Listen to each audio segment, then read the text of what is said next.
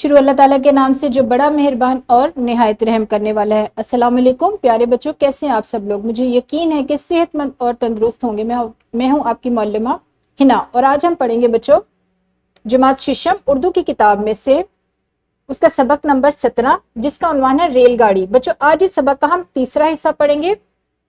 ہمارے آج کے سبق کے حاصلات تعلم ہے فہم کے ساتھ نظم پڑھ کر متعلقہ سوالات کے جواب دینا، اور اس کے ساتھ ساتھ بچوں آج کے روز آپ سیکھیں گے نظم کے اشعار کی تشریح کرنا۔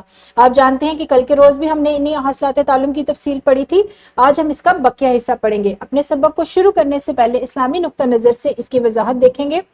فہم کا معنی ہے کسی چیز کو سمجھ کر پڑھنا۔ قرآن مجید کے حقوق میں سے یہ بھی ہے کہ اس کو سمجھ کر پڑھا جائے، اور یہ ہر مسلمان پر لازم ہے۔ جی بچوں، اب ہم کیا کریں گے؟ ہم باقاعدہ اپنے سبق کا آغاز کریں گے، لیکن اس سے پہلے ہم کیا کرتے ہیں؟ ایک سرگرمی دہرائی کے طور پر آپ نے کیا کرنا ہے؟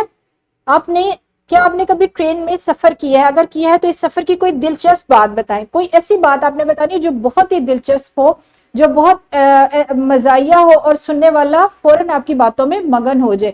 یہاں پر ویڈیو کو روکیں اور اس سوال کا جواب دیں۔ جی بچوں، آپ نے بہت دلچسپ باتیں بتائی ہیں۔ اب ہم دیکھیں گے کہ آج ہماری تدریس کے موضوعات کیا ہیں۔ ہماری آج کی تدریس کا موضوع ہے، آج ہم نظم ریل کے سفر کے آخری اشعار پڑھیں گے اور ان کی تشریح کرنا بھی سیکھیں گے۔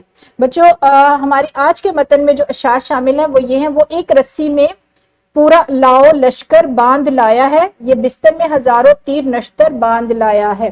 اب یہاں پر اس شعر میں شاعر بتا رہے ہیں اس مسافر کی کہانی جو ریل کے ڈبے میں سوار ہو چکا ہے، اور وہ کیا لاؤ لشکر کیا ہوتا ہے؟ فوجی بھیڑ بھاڑ، یعنی بہت زیادہ سامان، بہت زیادہ لوگوں کا ہجوم۔ تو وہ کہتے ہیں کہ وہ جو اس نے ایک چادر میں اسی طرح کیا کہ بہت سارے سامان کو اس طریقے سے باندھ لیا کہ اس میں تیر اور نشتر سارا کچھ ہے، یعنی وہ یوں لگتا ہے کہ پورے گھر کا سامان ایک چادر میں باندھ کر ٹرین کے ڈبے میں سوار ہو گیا ہے۔ کون سوار ہو گیا ہے؟ مسافر جو ٹرین کا سفر کر رہا ہے۔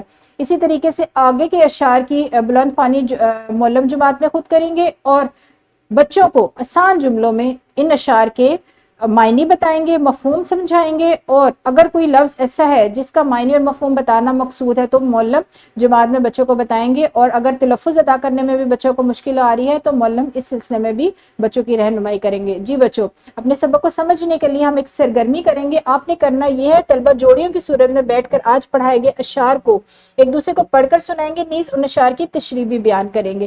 بچوں جب معلم آپ کو ایک دفعہ پڑھ کے بتا دے، اور اگر آپ کو مزید رہنمائی کی ضرورت ہے تو آپ ان سے پوچھ لیں، اس کے بعد معلم کیا کریں گے؟ آپ کو کام تفویض کیا جائے گا، یعنی آپ جوڑیوں کی صورت میں آج کے متن کو دوبارہ توجہ سے پڑھیں گے اور اس کی تشریح ایک دوسرے کو سنائیں گے۔ یہاں پر ویڈیو کو روکیں اور اس سوال کو حل کریں۔ جی بچوں، اب ہم بڑھنے والے ہیں اپنے سبق کے دوسرے حصے کی طرف، جو ہے مشق کے سوالات۔ آج کے متن میں سے آپ کو 3 سوالات پوچھے گئے ہیں۔ یہ سوال آپ جانتے ہیں کہ کاپی پر آپ حل کرتے ہیں۔ اس کے ساتھ ساتھ سبق کے متن کو مد نظر رکھتے ہوئے درج ذیل درست جواب پر نشان لگائے۔ یہ والا کام آپ کتاب پر کرتے ہیں، درست جواب کی آپ نے نشاندہی کرنی ہے۔ بچوں اس کے ساتھ ساتھ درج ذیل اشعار کی بھی تشریح کرنی ہے آپ نے۔ اس سوال کا آدھا حصہ آپ کل کر چکے ہیں، آدھا حصہ آج آپ کریں گے، کیونکہ یہ اشعار یہ جو شعر ہے یہ آج کے متن سے لیا گیا ہے۔ اور اس کے سبق کو مزید سمجھانے کے لیے آپ کو ایک ورک شیٹ بھی دی جائے گی۔ یہ ورک شیٹ جو ہے اس میں سوال ہے ذیل میں دیے گئے اشعار کی تشریح کریں۔ بچوں آپ نے صرف اور صرف شعر کی تشریح کرنی ہے۔ یہ نظم بھی ریل گاڑی سے لی گئی ہے، کسی اور شاعر کی ہے جس نے ریل گاڑی پر نظم لکھی ہے، اور آپ نے ان اشعار کو پڑھنا ہے، اور توجہ سے پڑھنے کے بعد آپ نے ان اشعار کی تشریح ورک شیٹ پر لکھنی ہے۔ کچھ کام آپ کا کاپی کا ہے، کچھ کام آپ کا کتاب کا ہے، اور کچھ کام آپ کا ورک شیٹ کا ہے۔ یہ سارے کام اگر جماعت میں مکمل ہو گئے تو ٹھیک ہے، ورنہ ان کام کو گھر جا کر مکمل کرنا ہے، اگلے روز معلم یا معلمہ کو آپ نے دکھانا ہے۔ یہاں پر میں اپنے سبق کو ختم کروں گی، لیکن مجھے امید ہے یہ مزاحیہ نظم جو ریل گاڑی پر اور ریل گاڑی کے مسافروں پر لکھی گئی آپ کو بہت پسند آئی ہوگی۔ کل دوبارہ اس سبق کے ایک نئے حصے میں ملاقات ہوگی، تب تک بچوں آپ نے کیا کرنا ہے؟ اپنا بہت سارا خیال رکھنا ہے۔ خدا حافظ، شکریہ۔